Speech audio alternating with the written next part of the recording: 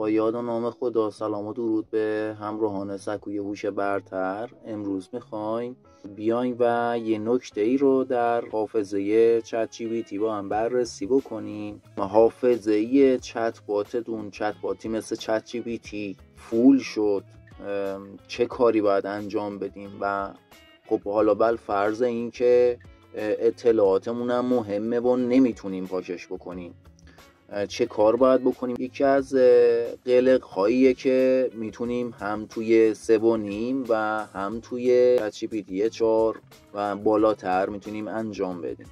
خب این مقدمه میرم سر اصل مطلب. اصلا حافظه چت جی پی تی کجاست؟ چه جوری میتونیم دسترسی پیدا بکنیم؟ ببینید، از این طریق نوار، خب از این 2 خطیه اینجا سمت راست که لیست چت هامون مشخصه، رو این گزینه ایمیلمون کلیک میکنیم و اینجا رو میایم میزنیم آیکونش یه آدمه که یه قلبم روشه. خب رو اینجا میزنیم و بعدش این آدمه رو دنبالش میکنیم مموری و بعدش منیج مموری، میایم و وارد این قسمت میشیم. اینجا مغز چت بات شماه، یعنی هر اطلاعاتی که ضبط کرده، سیو کرده، ذخیره کرده رو میاره اینجا و یادداشتش میکنه. میبینین نوشته کاربر یک پیج تازه تأسیس با موضوع افزایش تمرکز راه اندازی کرده. اینجا رو میگم و خط اول، این 2 خط اینجا که اینجوری نوشته کاربر نمیدونم چی یه وقت این نکنید میگه خب اینا الان داره برای یکی دیگه مثلا میفرستتش. شاید هم میفرسته، نمیدونم، چون وقتی حالا اطلاعات نداشته باشم برای چی بیام شما رو گمراهتون بکنم. 2 معذرت خواهیم بدهکارم بهتون، به خاطر اینکه تو یکی از ویدیوهای سطح حرفه‌ای بهتون گفته بودم که وقتی اینا رو پاک میکنیم، چه چت ها چه اینجا پاک میکنیم، تا 30 روز میمونه. اما اینجوری نبود، تا 30 روز نمیمونه، کلا پاک میشه، کلا حافظه بازیابی نداره. یکی دیگهش این بود که من برگشتم بهتون گفتم از چت ها اگه پاک بکنین حافظش هم پاک میشه. نه، این اشتباه بود، من عذرخواهی میکنم.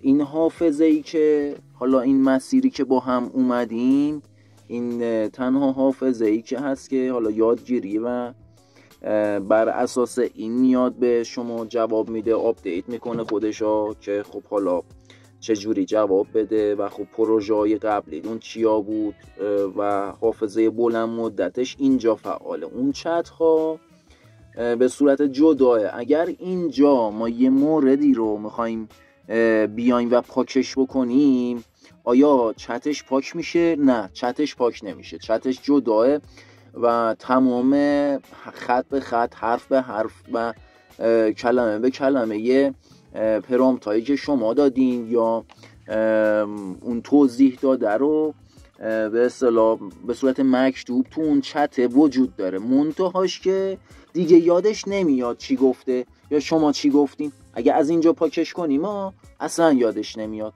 مثلا این کاربر یک پیج تازه تأسیس افزایش تمرکز، الان ما اینا میخوایم پاکش کنیم. خب پاکش میکنیم، روش نگه میداریم. ببینید توی نسخه گوشی یا اپلیکیشن، خب این قسمت های چت سمت چپه، توی گوشی سمت راسته. اون 3 خطه بود اول کار گفتم میزنیم و بعد میایم و جیمیلمون رو کلیک کنیم، بعد اون آدم و قلب را کلیک میکنیم، بعد میایم اینجاها. خب این میاد سمت راست برای اپلیکیشن، برای سایت سمت چپه.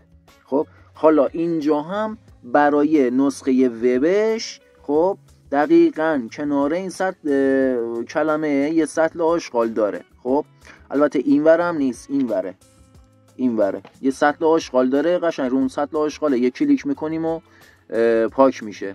خب اما برای گوشی به جای اینکه روش کلیک بکنیم باید نگهش داریم. نگاه کن، نگهش میدارم گزینه ریموو اومد، یعنی همون سطل آشغال. توجه داشته باشین من اگر اینا پاکش بکنم دیگه قابل بازیابی نیست. خب ببینید من الان اینا پاکش میکنم، چون قابل بازیابی نیست داره پیغام میده واقعا آیا میخواید واقعا ریمووش کنیم، یه اطلاعاتی که بر نمیگرده ها. یه بار دیگه تایید میکنه. خب ما میگیم آره ریموو الان پاک شد. خب توی وقتی که فول میشه، خب این بالا یه گزینه فول میاد، حالا یا بغلش زده 100%، این حداقل فولش دیگه 100%. خب 100% از رفیق من 2 شب پیش رفتم بالا سرش، من برای همین گفتم بیام این ویدیو رو بگیرم و عمومیش بکنم که شما بدونید. از رفیقم شده و 105%. خب یعنی این همین که موتور این چت بات نیومده پایین و خب نسوخته یا نیم سوز نشده خودش خیلیه، که خب بالا خالی کردیم و خیلی اطلاعات مهمی هم توش داشت و اون ترفند رو زدیم و پاکش کردیم و خالیش کردیم. خب اینجا رو من الان پاکش کردم. حالا ما فرضا بر این میگیریم که این چت ها رو مثلا پاکش کردیم، اما دوستان پاک نکنین. قبل از این که بیاین این چت ها رو اینجا پاک بکنین، این یادداشت ها رو بهتره بریم یه نسخه بکاپ ازش بگیریم. یعنی چی؟ الان بهتون میگم. ببینید دوستان، برای نوشتن و گرفتن بکاپ لزومی نداره که دیگه بهش نقش بدیم یا کار خاصی بهش بگیم یا مثلا پرامپت یه چیز خاصی باشه با اینا. نه، فقط بهش میگیم که آقا مثلا میریم توی اون قسمت از مموریش نگاه میکنیم میبینیم خب این پروژه مهمه، اون مهمه، این مهمه، این مهمه، ببینیم چی یادداشت کرده. خب هرچی که یادداشت کرده رو یا حالا اسکرین شات بگیریم و از این طریق بیاین و براش بفرستین. خب یا چون که حالا 3.5 تا یه حدودی خیلی محدود به صورت روزانه چت جی پی تی 4 اورو براش قابل دسترس میذارن. خب یه محدودیت خیلی خاصی داره. خب یه دونه عکس رو میتونیم بفرستیم، اون یه دونه 1-2 تا عکسی که میفرستیم مال دسترسیه که برای سیستم بازاریابیشون گذاشتن. چت جی پی تی 4 رو به صورت رایگان میتونید و استفاده بکنید. خب میایم چی کار میکنیم؟ اینجوری بهش میگیم حافظه تو پر شده و من میخوام قبل از این که پاکش کنم یادداشت های استاد فریبا رو یادتونه دوستان؟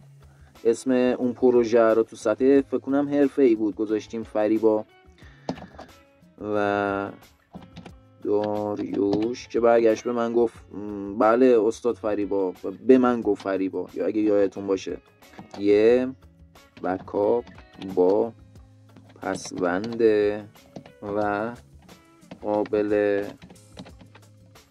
دانلود برای من بساز تا من نسخه بکاپ رو داشته باشم.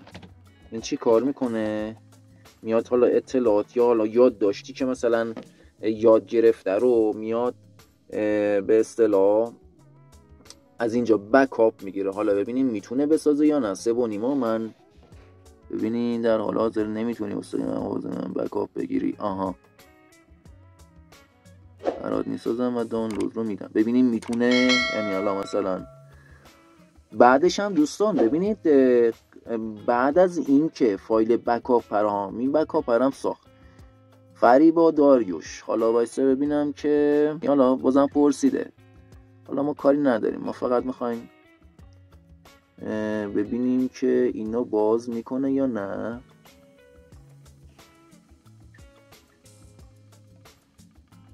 توی نسخه چت جی پی تی 4 هم اینجوری بود. ببینید دوستان، حالا این نسخه TXT رو ساخت و ما هم دانلودش کردیم. خب روش کلیک میکنیم دانلود میشه دیگه. خب دانلودش کردیم. حالا قبل از این که این حافظه رو پاکش بکنید یه بار دیگه از این طریق این پایین هستا خب زده فایل، گزینه سوم میبینید اینجا زده فایل.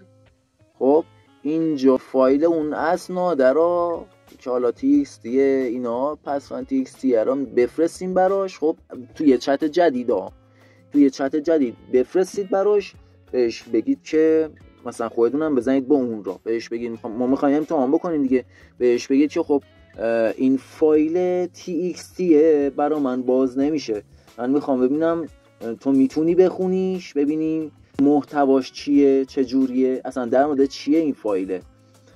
خب ببینید یادش میاد یا نه، چون علائمی که میفرسته برای ما قابل خوندن نیست. حتی من توی چت جی پی تی 4 هم امتحان کردم و البته خب توی چت جی پی تی 4 بکاپ رو خوند و بدون هیچ مشکلی اجراش کرد. توی 3.5 نمیدونم، برای همین میگم که حتما قبل از اینکه پاکش بکنید حتما نسخه بکاپ رو توی چت جدید بفرستین، حتما براش بهش بگین آقا من این فایل txt رو دارم باز نمیشه.